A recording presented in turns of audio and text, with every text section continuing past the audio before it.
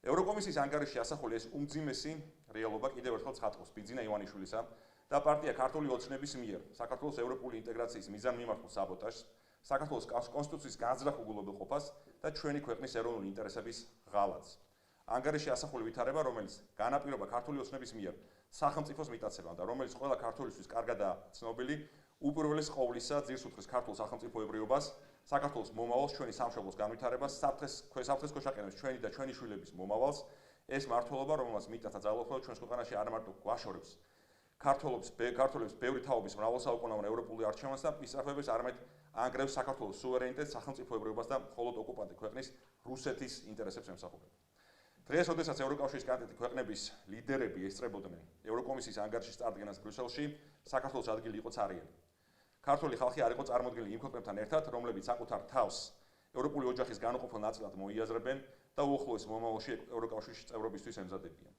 მიუხედავად ყველაფრისა, ევროკავშირი და საქართველოს ევროპელი პარტნიორები ცალსახად მხარს უჭერენ ქართულ ხალხს და ჩვენი ერის ევროპულ არჩევანს. მათთვის, ისევ როგორც ჩვენი ქვეყნის თითოეული მოქალაქისთვის, სრულიად ნათელია, რომ საქართველოს ევროპის გარდა სხვა ალტერნატივა პრინციპულად არ გააჩნია. და გამოყენებული იყო დიპლომატიურ ლექსიკონში, რაც ყველაზე კრიტიკული ტერმინები არსებობს, იქნება ეს სახელმწიფოს მიტაცება, ევროკავშირის ფუნდამენტალური ღირებულებისა და პრინციპების წინააღმდეგ, დემოკრატიის წაფაფუძვლების წინააღმდეგ წასვლა, ასე რომ ძალიან კაფიოდ გამოიკვეთა, რომ ოცნების ხელისუფლების პირობებში საქართველოს არ აქვს გზა ევროკავშირისაკენ.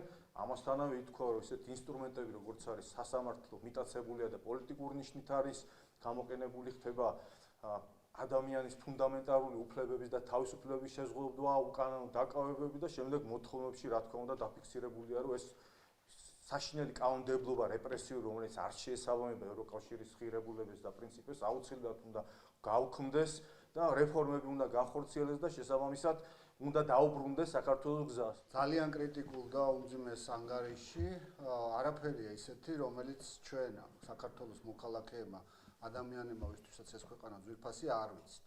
ყველაფერი, რაც აქ აღნიშნულია, ჩვენ კარგად ვიცით, ეს დიდი ხნის განმავლობაში ხდება და ეს ყველაფერი მიმართულია ჩვენი ქვეყნის, ჩვენი სამშობლოს, ჩვენი ქვეყნის, ჩვენი სახელმწიფოებრიობის წინააღმდეგ. აქ სასწორის სპინაზე არ დევს მხოლოდ ევროპული ინტეგრაცია, რაც ისედაც ჩვენთვის უაღრესად დიდი და საუკუნეების განმავლობაში აღიარებული ამოცანა.